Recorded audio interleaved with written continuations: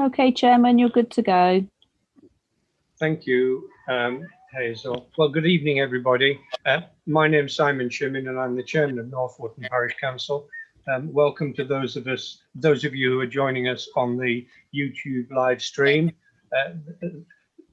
A majority, or at least a quorum of Parish Council members present on the Zoom call. We are too short at the moment. One was with us a second or two ago and then dropped out. And the other one, I think, will join us shortly, but we are quorate and we propose to start. So item 1 is to receive any apologies for absence. And I understand from the clerk that we have none, but we will assume the other 2 councillors are going to join us shortly. Is that okay with everybody? Yep. Yes. Thank you. Item 2 is to resolve to approve the minutes of the meeting held on Tuesday, the 17th of November. And in accordance with our usual practice, we will assume that all councillors have received copies of the draft minutes and have had time to read them and raise any queries of fact that they might have. So unless there are any further questions on them, can we please agree to adopt the minutes of the meeting that we held on the 17th of November? Yes. Yes. Okay, thank you. Chairman? Sorry, Hazel, were you trying to say something too? No, all I said was thank you, Chairman. Item 3, to receive any declarations of interest on items on the agenda for the benefit of members of the public who may be joining us. This is a time when members of the council who have a pecuniary, that's a financial interest in any items on the agenda must declare it and then withdraw from the discussion.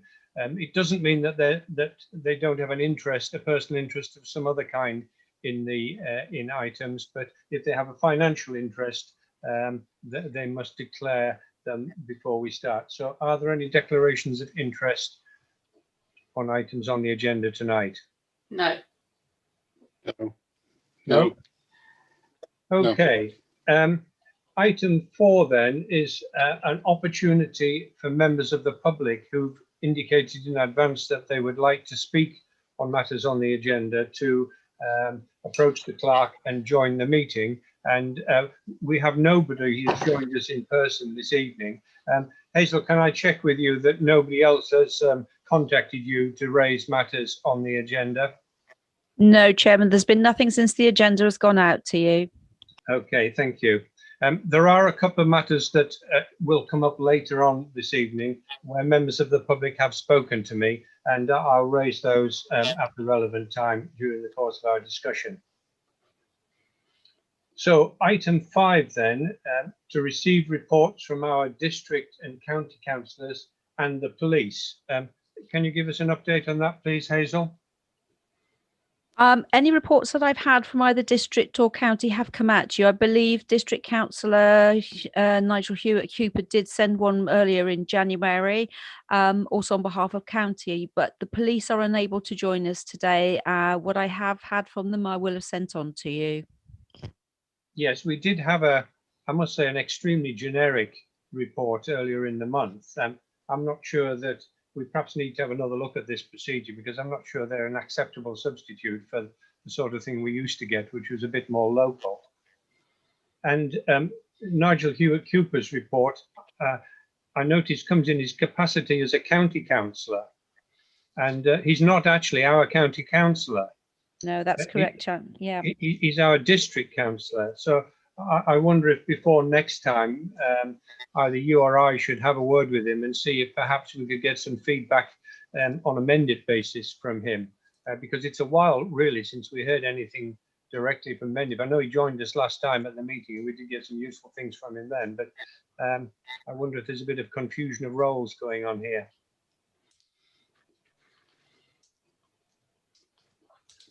Would you like me to speak to him or will you do that, Hazel? Sorry, Chairman. I'm happy to drop him a line. That's not a problem at all, whichever you feel is most expedient. Well, perhaps I'll just give him a call and we'll keep it, informal and lightweight. I don't think it's a big deal, but okay. I don't know what the rest of us feel, but I think it is helpful to get some feedback from Mendip on things that are going on locally. Definitely. Because we haven't had nothing at all. Hello? Sorry, Martin, I didn't catch that. We haven't had nothing at all from our county councillor, have we? Not for a long time. No, No. no. We used to get a report fairly regularly, but we haven't heard from him for some time. It would be useful, to give him a nudge as well. Yeah. Okay. Well, perhaps you could minute, Hazel, that before the next meeting between us, you and I will make contact with the pair of them and review how this procedure, how they see it working in the future. I mean, I do know that I have had conversations with Nigel in the past in which he has mentioned that if he were to participate in every parish council meeting in his patch, as it were, he would spend all his time at parish council meetings, and he did feel that he gave us a fair crack of the whip, which I think is a reasonable comment, and he did join us last time. But I think it's probably timely that we refresh the procedure and understand what we can expect and what we can't expect. Okay. Moving on then to item 6, matters arising. We can't make any decisions on these matters, but there are a couple of things there which I wanted to raise, so we could have a brief discussion about it with a view to perhaps putting them on the agenda for future meetings if anybody's interested in that. Firstly, we did mention last time, and it was minuted, that I'd been invited to a meeting with James Heapy about the planning for the future consultations, which were going on at that time. This was back in December. I did join that Zoom call with him, and at the time he gave us an assurance that the government was having second thoughts about these very demanding targets for rural housing, which were one of our principal concerns, if you remember, when we gave feedback ourselves on the planning for the future consultation. And Mr. Heapy assured us that that was under review, and indeed he clearly had advance information on this, because within a couple of days, as it made the national news, Robert Jenrick, the relevant minister, announced that the numbers were going to be reviewed, and the net effect of that is very positive, I think, for areas like this, that it dramatically reduces the number of additional houses which district councils are expected to give planning permission for in the coming years. So I think that's a positive development. Obviously, we should continue to keep an eye on it, but it does seem that the various bits of lobbying that we and many others have done on that were listened to, and some actions being taken. I mean, what it means in practice is that the majority of the the overall target for new housing has not been reduced, but the majority will go to existing substantial development, cities and larger towns, not to rural areas like this, which it was the other way around in the original draft. Anybody got any questions on that? No, fine, thank you. No. The other thing that I wanted to mention, and some of you may be aware of this, and not to have a substantive discussion on it this evening, but perhaps we could think about it for a future meeting. There was something in the national press in the last couple of weeks about, good evening, Martin, you with us? He's getting there, I think. Yeah, there was something in the national press about arrangements for rural villages like ours with no mains gas supply. And many of you will be aware that the government has proposed a fairly demanding schedule for getting rid of any new installations of oil and gas-fired heating systems, but particularly oil-fired systems would affect us here. And a number of villages around the country that are using oil-fired heating have made arrangements to install what amount to district heating systems with a central renewably powered heating system and a hot water reticulation system around the village. And there are 2 or 3 of these which have started. One is about to be commissioned in the east somewhere. in Suffolk, I think it is. And I just wondered if it was worth our while, again, not as a matter of great urgency, but at least to agree to keep abreast of these developments and perhaps find out a little bit more about it and discuss it. Yeah. The way it seems to work is that the village itself has to form some sort of legal entity to help organise the thing, but the capital costs are raised from loan finance and grants from central government. So the individual villages are not required to provide any capital up front. They just have to give a commitment that they will in effect buy energy from the system once it's commissioned. And the typical costs of energy are significantly lower than that you can achieve with oil central heating. So what you end up with is a win-win. You end up with a system which is centrally organized by a third party, that it's their business to run these things. You end up with a lower heating cost. There are environmental benefits in that you get away from the exhaust. You don't have to worry about getting oil deliveries and the like. So it seems to me to be worth looking into and exploring to see. Well, perhaps let other people do the learning initially, see how the first few get on with it. But at least perhaps a couple of times a year, revisit it and see how it's going. What Yeah. do people think about that? No, I agree with that. Yeah. Yeah. Can you hear us now, Martin H? Yes, thank you. Yeah. Good, thank you. Okay, well, there are a couple of websites. I'll circulate the links to them, and you can have a look at it and see what you make of it, and perhaps we can chat about it in a few months' time. The final one is that Hazel sent around something about some briefing sessions on utility costs, which Western Utilities were making available. They stress that this is not advertising material. I trust that they're right on that, but if you haven't already had a look at those emails, could I suggest you have a look at them? One of them's on the 21st of January and the other one's on the 27th. Any questions on any of that? No. Okay, moving on to item 7 then, planning matters. We've got 2 or 3 things here. Firstly, to consider a planning application from the relatively new owners of Westbrook House on the High Street, who wish to upgrade their existing garage. You'll be familiar with this building.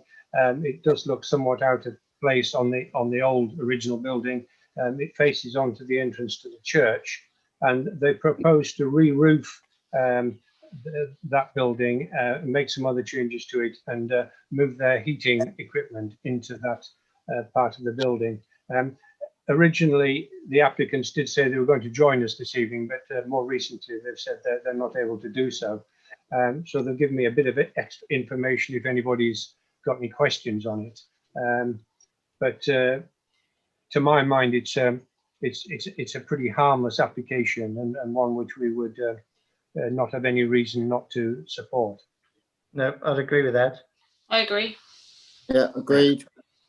Yeah, with the listed building last time, I remember several years ago, they had a very good, people of the Poplars as it was then put in an application, and it was to do the back of that house. And it was all very good, but the listed people rejected it. So I presume with this, it'll be the same with this, that whatever we say, the listed people will have their final say, won't they? Yeah, well, you're absolutely right, But not objecting. Yeah, I think that previous application, which was, of course, not even the previous owners, it was the previous owners, less one, but changed hands a few times recently, that house. It was a very substantial extension to the house. And I must say, at the time, I felt it was unlikely to be successful. This is a complete contrast to that. It's an extremely modest, it's in effect maintenance work for the house. The only material comment I've got on what they've put in is they've provided very few details of what they're planning to do about a flue for their new boiler. And I did remind the applicants that what amounts to a track that runs down next to them there is in fact is formally a public highway. And there are fairly strict rules about flues discharging close to public highways. And I'm mildly surprised that the architect that they engaged to help them with this hasn't given them some advice on that. But let's see what the planners say about that. They may come up with something on that. They may not. So, do I gather that we're happy to support this? Yeah. Yes. Yes. Okay. So Hazel, I think the closing date for comments was actually today, wasn't it? Yes, that's fine, Chairman. There'll be a couple of days leeway, but I can get the comments in plenty of time. Excellent. So a fairly brief message of support from the parish council, and we'll leave the planners to pick up this other issue if they wish to. Thank you, Chairman. Okay. Item 7.2 then, to consider the newly erected agricultural building at Hobhouse Farm. Now, we had a bit of a discussion about this last time. I don't know whether either of the Martins have got any more information about it since last time. Have you got any more information about it? No. I know he's going to put in, put a steel frame shed up or something, I don't know. It's only a temporary one, as I understand it. Yeah, well, I did have a conversation with the vet's wife. I'm afraid I don't know her name, and she thought that they had actually got some sort of blessing from the planners for the temporary arrangement, but I've still been unable to find it anywhere on the internet, and I suspect there isn't anything. So, but she said exactly the same, that they are going to put in for a more substantive development in due course. Hazel has spoken to the planners about it, and correct me if I misrepresent what was said, Hazel, but I think they said we'd need to provide more evidence of it if they were going to look into it. Yes, that's correct, Chairman. Yeah, and I think that the issue is, do we just let sleeping dogs lie for the time being and see if the application for a more permanent structure goes through, or do we want to take up something now? I'd be happy to wait till the next, certainly till the next meeting. If nothing's changed by then perhaps we need a different approach. Okay, so is everybody comfortable with that? Yeah. Yeah. So we'll leave it on the agenda, as it were, for the time being, and just keep an eye on it. Yeah. Yes. Yes. Okay, thank you. Item 7.3 then, to consider the studio constructed at Folly Lodge at Folly Lane. Now, if I can just give you a little bit of background on this, you will remember that earlier in the year we did receive an application, a full planning application for a track, a retrospective application to cover a track to this building, which has now been constructed and is visible at that end of the village. And we decided that it wasn't a sufficiently material issue to justify calling a formal meeting, but we decided not to raise any objections to planning consent for that track. Yeah. But we did make the point that it would have been nice if we'd been consulted about the studio itself. Hazel has submitted our comments on the track, and it is that application is still to be determined. In the meantime, I've been approached by a number of people in the village, none of whom wish to be named, but I've been approached by a number of people in the village, essentially asking why we as a parish council had given permission for the studio in the position in which it's been erected. And I was able to advise them that we were never consulted about it because the application was for permitted development, and the rules, whether we agree with them or not is a different matter, but the rules do not require Mendip to consult us about permitted development. So the owners of Folly Lodge did make an application for permitted development, a certificate of lawfulness to erect this building, and it was granted. So the legal position is that they do have a legal right to erect a studio in the position shown.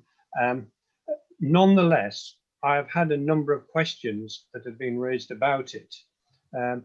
People question whether the application was somewhat misleading, and what has actually been constructed is not the same as in the application. It's definitely not. I'm giving facts, not an opinion here. This is just what people have alleged to me. And also people were uneasy about the position of it and the reasons why it's where it is rather than where the original shed, which it was due to replace, is positioned. And also in particular, the fact that it appears to have, at the very least, the provision for a second story, whereas the permission was for a single story building.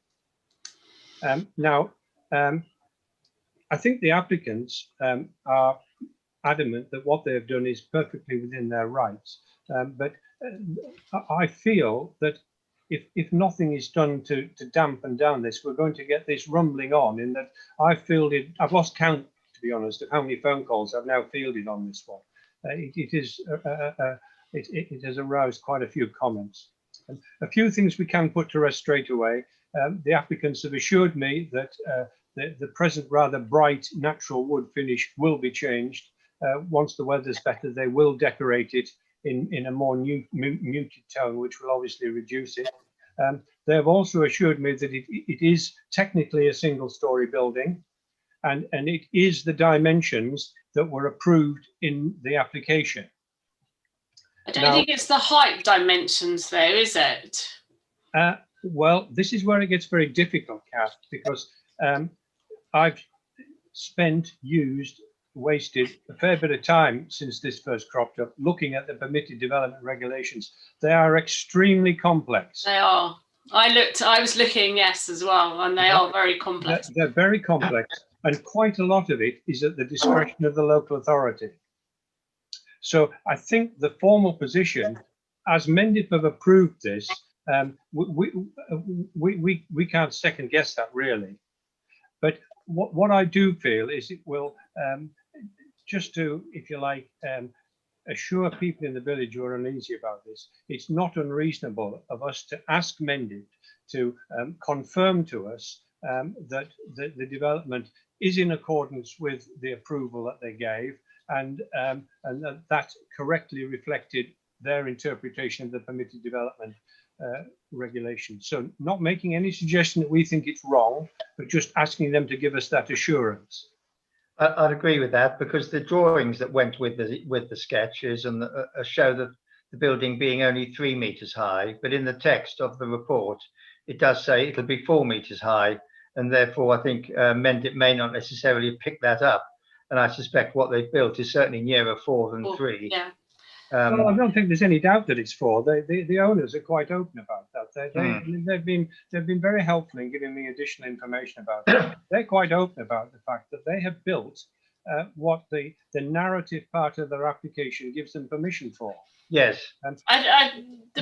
Certainly, in fairness to them, they acknowledge that the 2 photographs they put in would perhaps more helpfully have been described as illustrative, rather than what most people assumed they were, which is a picture of what they were actually planning to build. Yes. They're clearly not. It's substantially smaller. I think that's a couple of people have spoken to me about it, and I think that's the thing. They've looked at the planning, they saw that they were the pictures, and they presumed that if you put those pictures in, that is, if you intend to build something or another, you put 2 or 3 pictures in and say it will be one of these, but they put 1 picture in and everybody presumed that was what was going to be built, and in fact it's not what's being built. So I think that's probably what's riled people a bit more than actually anything else, to be quite honest. Yeah. It's worth, if we're going to write to Mendip, we ought also to point out that in the case officer's notes, she says that the septic tank is not part of the permitted development and that needed a separate application. And as far as I know, they've not done one. So they are supposed to put in a separate application for the septic tank that they were going to install, because she's quite specific that that does not form part of the permitted development approval.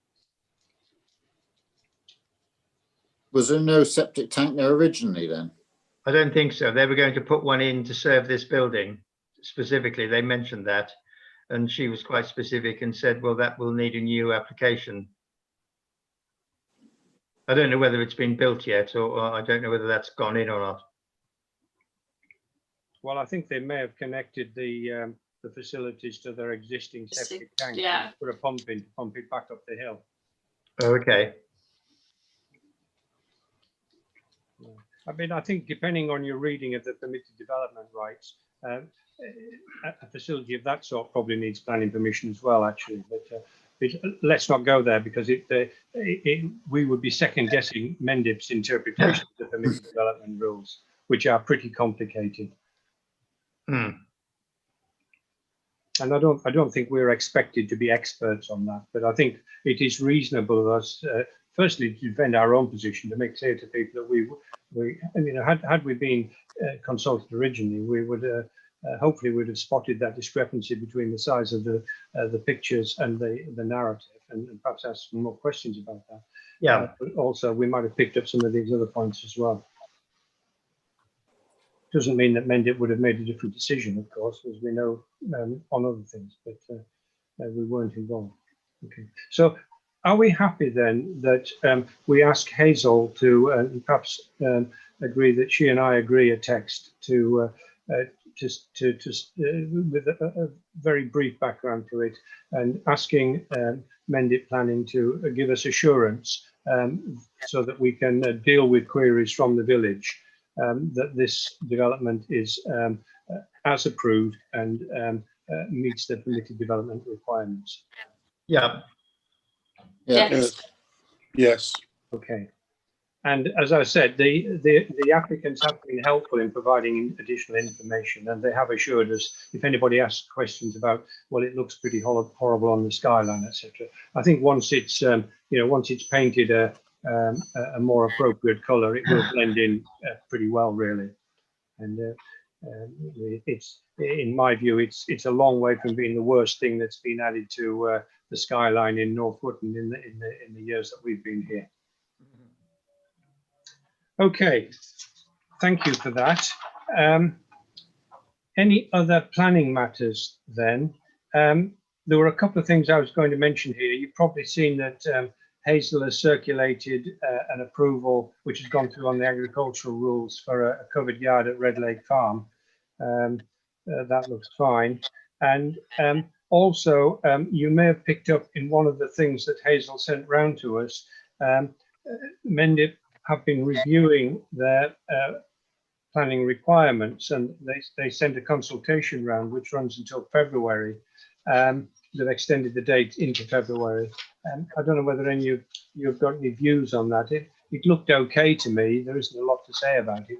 I'm not even sure do we feel a need to comment formally on that as a parish council, or we should just let it go? I should just let it go. Yeah. Yeah. Yeah. Happy with that? Yeah. Good. Okay, any other planning matters that anybody wants to raise then? No? Fine. Moving on to item 8 then, to consider a grant request from the Citizens Advice Bureau in Mendip. Now, you've had a copy of their letter around. I'm right in saying that we've never historically given them money. Is that correct, Hazel? Yes, that's correct, Chairman.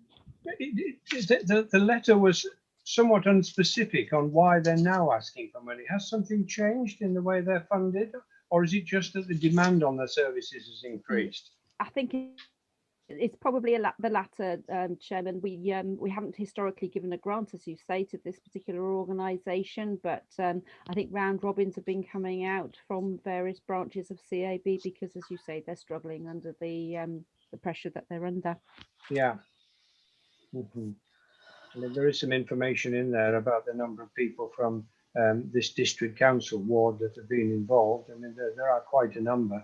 But I mean, what do people feel about it? Do we want to respond positively to this, or do we feel as a small parish council we just can't justify topping up their coffers? Uh,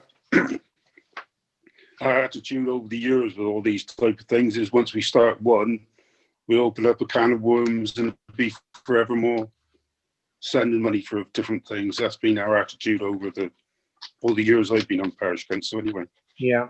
I'm not saying there are specific needs and all the rest of it, but for a small parish council like ours, we can't. Don't know what other people's opinion is.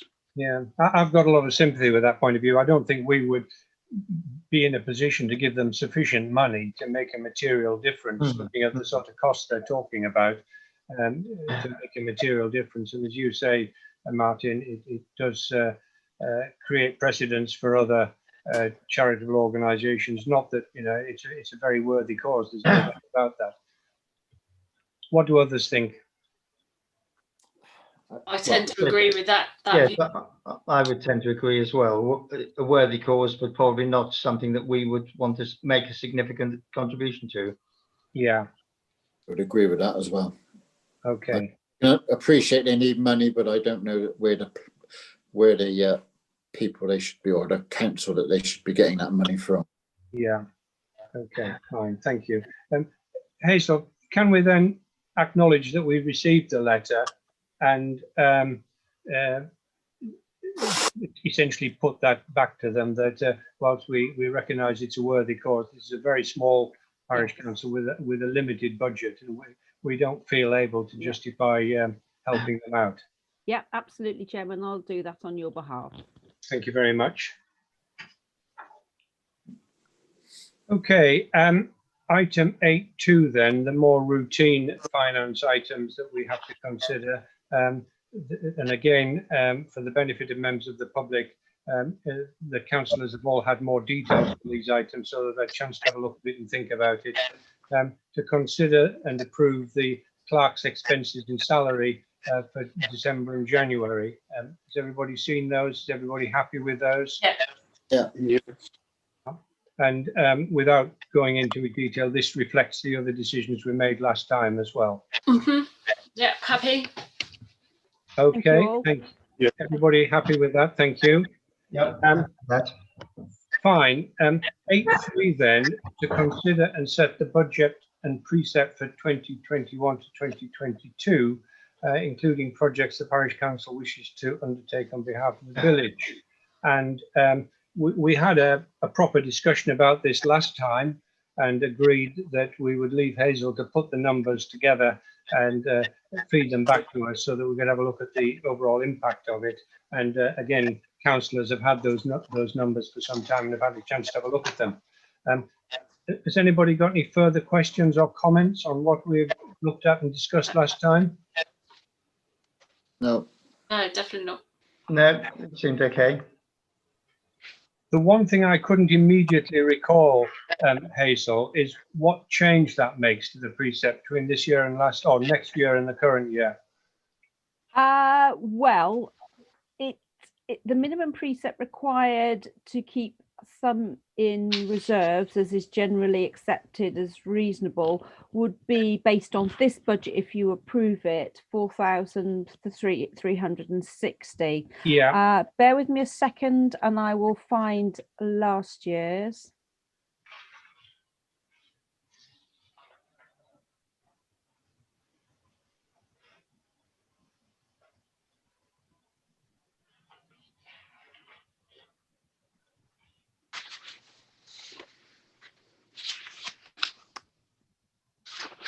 So last year's you asked for, and this was because of the finger posts you were planning on doing on work, and we had a grant in that was unexpected and an anonymous donation.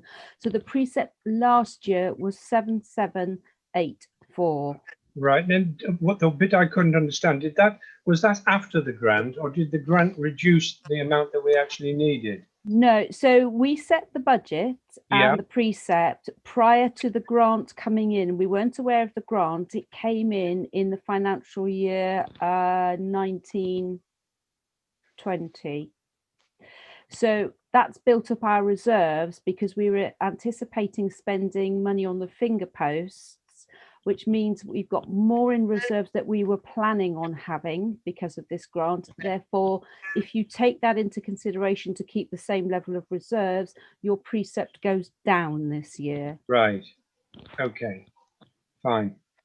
Yeah. Should you accept the budgets? Does that make sense? Yes, it Yeah. does. Yeah. And that's what I thought it was. I just couldn't find the actual numbers. Yeah. Okay. Yeah, and as we've discussed previously, it's extremely difficult in a small council like this to avoid the things seesawing around a little bit from year to year. So the fact that it goes down a bit this year doesn't necessarily mean that it won't have to go up a bit next year. No, it really is predicated on which projects you would like to do, and one year, as you say, varies from the next, and we weren't aware of this anonymous donation that came in, which has suppressed the requirement for a higher precept this year. Yeah. So what it indicates actually is that you're budgeting correctly. Yeah. Okay. So unless anybody's got any further questions on it, can I take a proposal to approve the budget as drafted and circulated by Hazel, which will then be sent to Mendip and will eventually find its way onto our council tax papers? Yeah. Yeah. Yes. Okay. Yes. Thank Thank you very much. So that completes the finance matters for this month. Item 9 then, to consider recent complaints regarding Somerset Waste Partnership service in North Wootton. Now, if you remember, we did have a brief discussion about this last time when the new arrangements had only just started, and generally people were extremely complimentary about them. People liked the new blue bags and so on. Since then, I've received a number of what amount to complaints, particularly from people in the Tanyard Lane area. It seems that the new contractor has done away with the smaller sized pickup truck, which used to serve the Tanyard Lane area, so that collections up and down Tanyard Lane have become much more erratic. Now, some of the individual householders who live there have been in touch with Somerset Waste Partnership, and to their credit, they have responded to them. So since the agenda was agreed, I think people are feeling a little more positive about it than they were when we put this item on. But is there any feedback from anybody else on what's happening with the new system? Because we have been asked to give feedback on what we make of it. No, I think in general it's proving quite well. I mean, we've had ours was delayed one day, I think, a couple of weeks ago, but not as bad as Tanyard Lane when they got forgotten about, I think, for a complete week. But I think in general it seems to be proving quite successful. Yeah. I would agree. Yeah, I would agree with that. And they're pretty good at answering if you go on, especially if you go on their Facebook and go on Messenger. They're pretty good at answering your queries then. And they did apologise quite hugely for missing out Tanyard Lane on their return, that when they returned the next day, because they literally apparently ran out of space. So many people were recycling their cardboard from ordering from Amazon over Christmas that they literally ran out of space. And then when they returned, they were already We've only late. down here. And when they returned a day later, again, they just, that A, they didn't have very much space, and B, they did forget. So I think it was only over those few days. The rest of the time, I mean, I went for a walk one day up Hilton Hill, and when I got to the top, clearly where they'd gone round the corner, they'd gone round a bit fast and shed quite a bit of their recycling. And I got in contact with them, and they came and cleared it up the next day. Yeah. So I was impressed with that. They sent somebody out and it was gone. It was all plastics and things that, you know, your normal drive past, chuck out of your window person wouldn't have done. It was clearly recycling stuff, but they came back the next day and cleared it up. So I was impressed. I must say, I feel personally I don't know whether it's actually the same people and they're just under more pressure time-wise, but I don't think they're quite as careful. No. I do pick up a fair bit of stuff outside on Stocks Lane here after the bin. Most weeks there's bits and pieces left, and there's usually some stuff left in the bottom of our blue bag. But yeah. Okay, so shall we take it that for the time being at least, the Tanyard Lane issue has been resolved, and there isn't any need for us to get involved with the parish council? Is that a fair statement of where we are? Yeah. Yeah. Yeah. Are you with us again, Martin Smith? Can you hear us?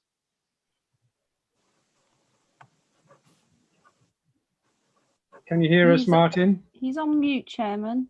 Can you unmute yourself, Martin?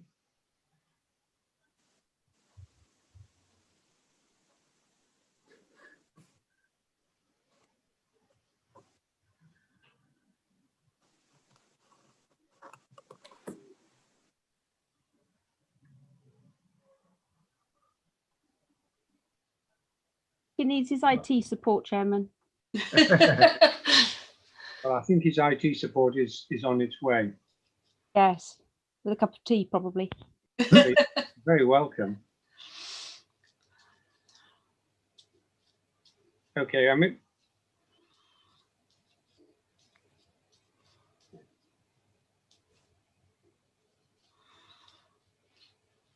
we'll miss this, you know, when we can't do it anymore. I think we might be doing it for a while, though.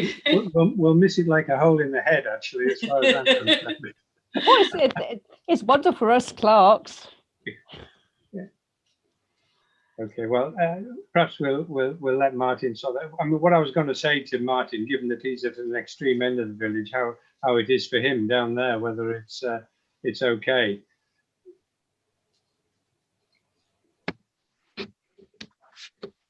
Can you hear me now? We can, Yeah. yes. Splendid. Yeah. Yeah. So my question, Martin, was how's the waste collection been for you down at your end of the village? Is it okay? Well, no, because we had to ring them up once, and they guaranteed to come within 48 hours with a little van. Yeah. And we've only had the proper one once since the new system. I see the neighbours haven't had them as well. Really? Yeah. So there are clearly some teething troubles then. So the question. Talking to one of the drivers, what I know, the new vans don't hold so much as what the old ones did. Oh, really? Well, That's some of the problems. They're picking up an awful lot more stuff. It's not very heavy, but it's quite voluminous. I think the actual size of the vans are like, you know, smaller load capacity, I think, according to what they were saying. Right. I thought it was just us down here, but I see like neighbours' stuff was still out like from last week. Really?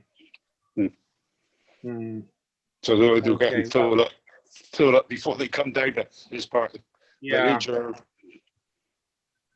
But they were very efficient when I rang up and said they hadn't been, and they're supposed to come within 48 hours, I think. Then, right? But that's what happened to Tanyard Lane. Yeah. I guess they didn't envisage us all ordering from Amazon when they first set this up well over a year ago. They didn't think we'd all be buying online and not going to the shops. Well, do we want? I mean, Nigel Hewitt Cooper did explicitly ask us to let him know if there were any problems. Yeah. If there are problems, I think we should let them know. Perhaps we could ask Hazel just to say we did have a discussion about it, and people were not quite as positive as they were when he was with us last time, and we're prepared to accept that these are teething troubles, but we're keeping it under review.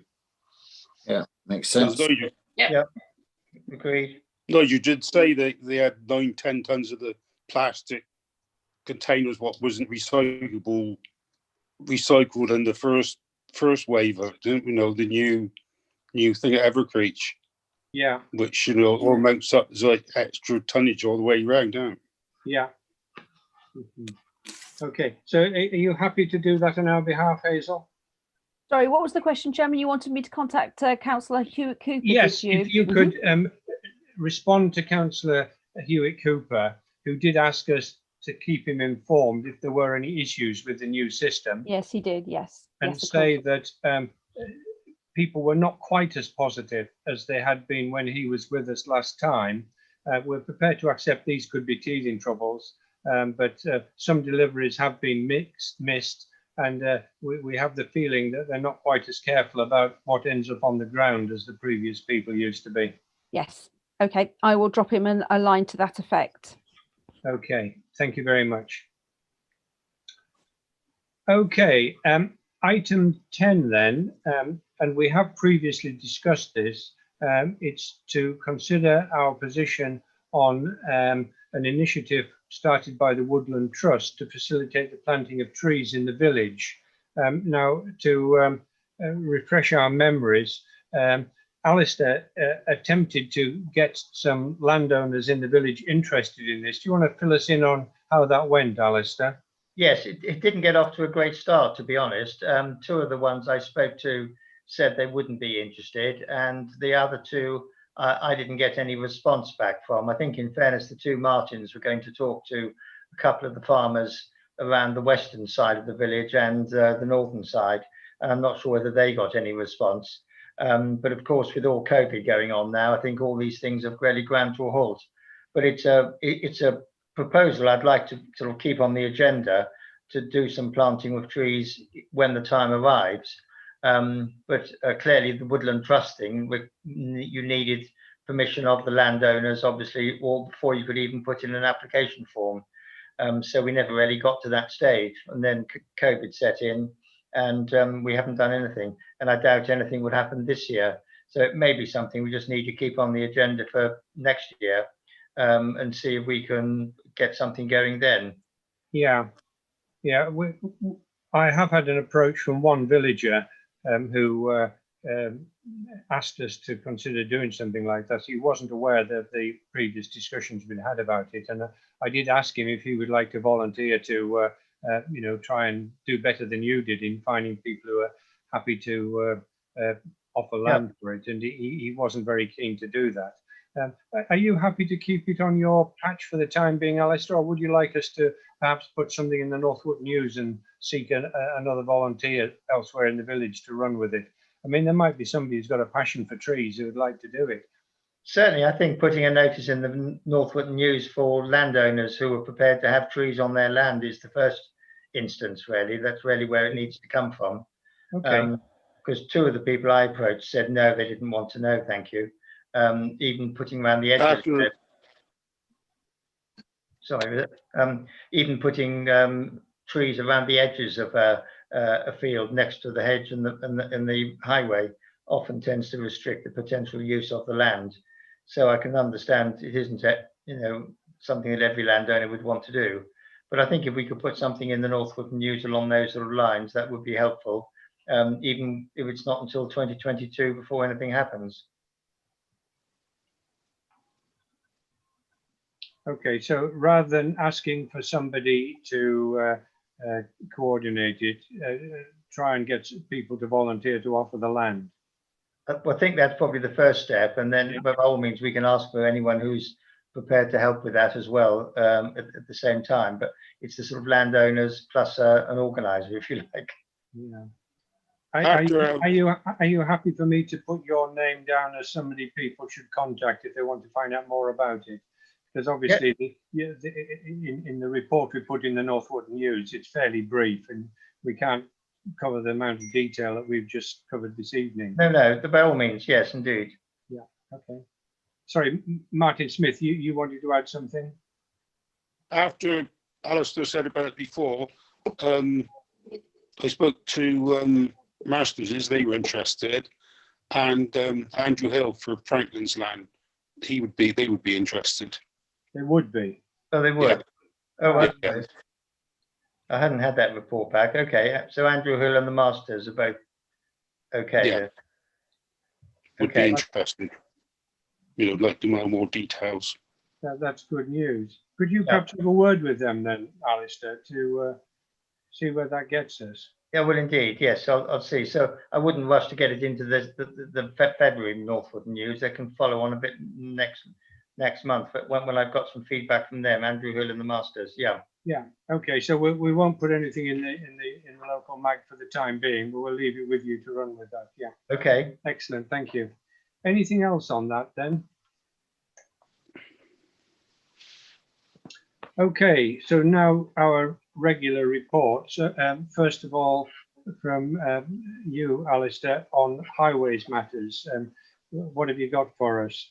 Okay, yes, I've been in contact with Somerset County, who are usually responding fairly well. They've given me a long list of project numbers that they've allocated to various things in Stocks Lane, Meadows Lane, Dark Lane, and Tanyard Lane.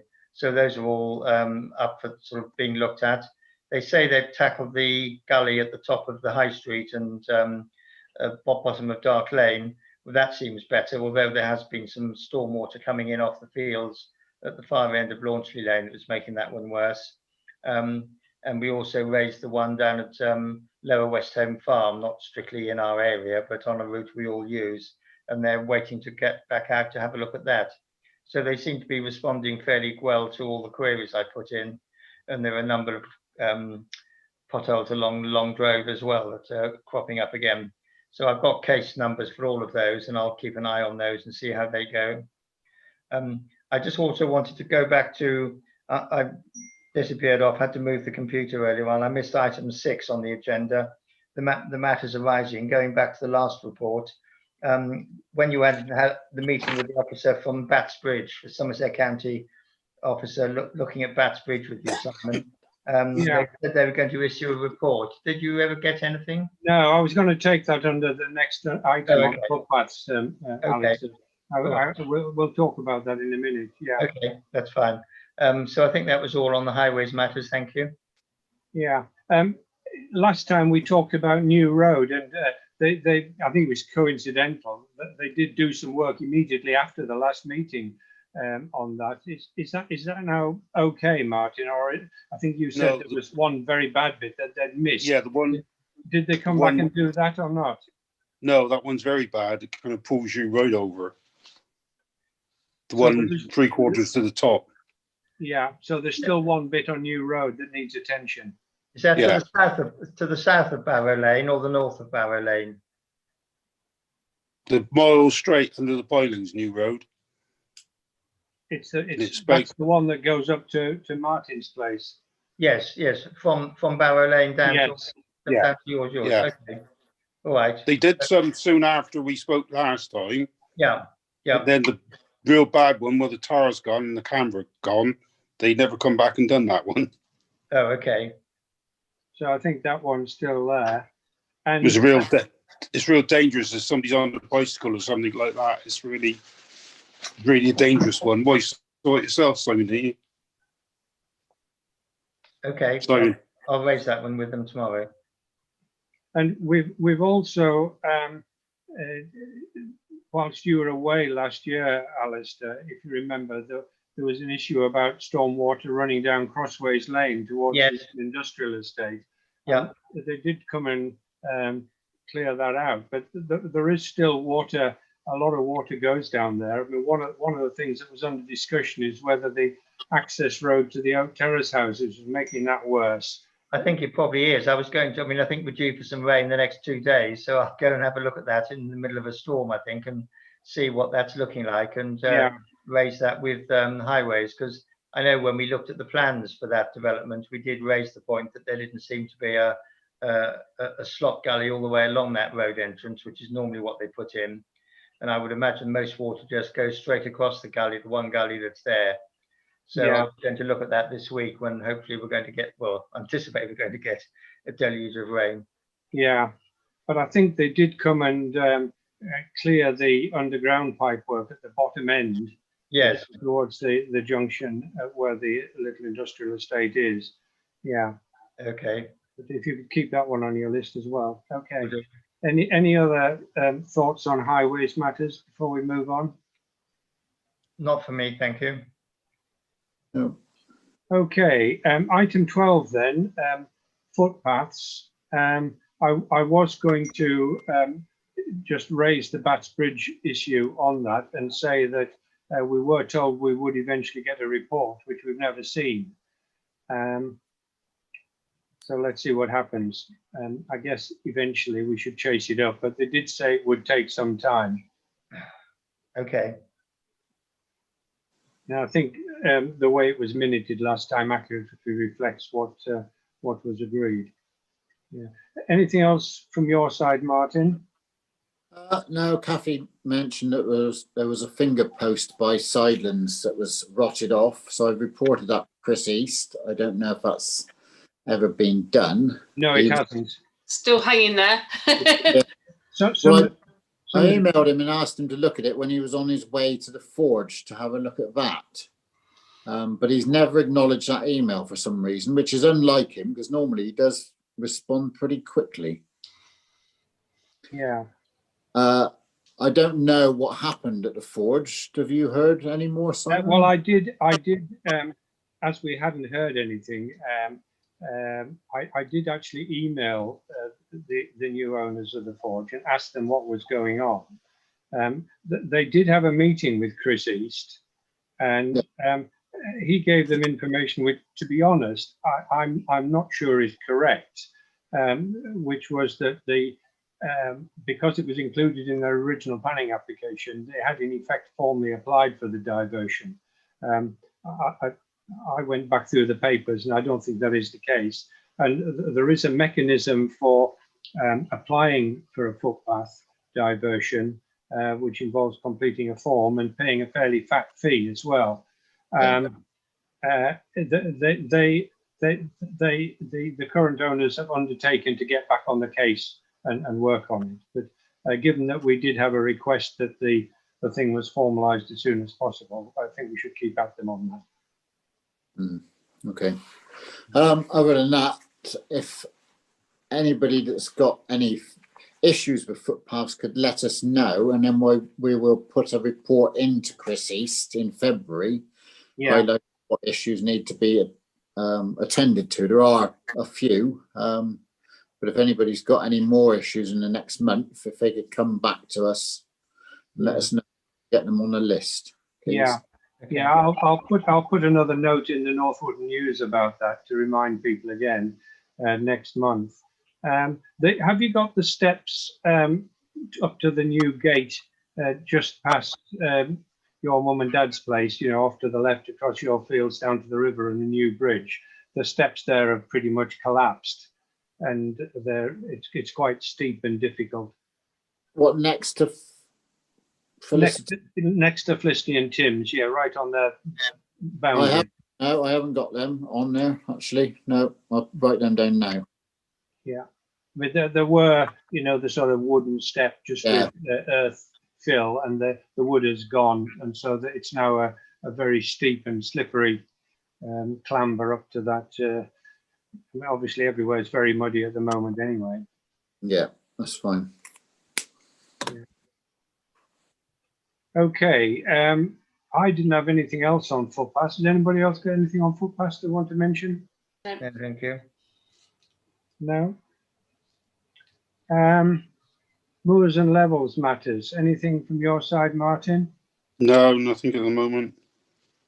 There was some fly tipping along Long Drove. Did that get sorted out?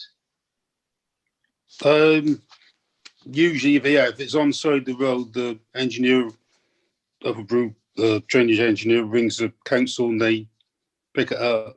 Yeah, you've not. I don't have any occasion to go anywhere at the moment. I've not been along there. But Stuart Fisher had tried to report it, but you can only do it online now. And so I did put in an online report about it on his behalf, but they've never responded to that. Never got an acknowledgement. Oh yeah, yeah. There was a fridge in that down there again the other day, but as long as it's on the side of the road, they will pick it up.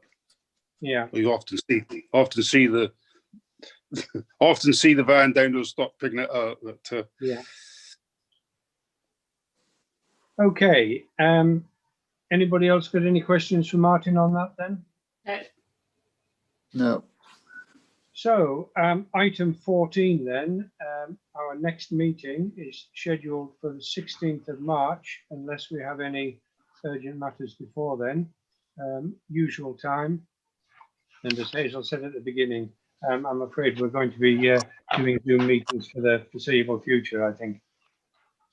Indeed. Yeah. I'll let you all know as and when that changes. Yeah. I think we're looking at 2022.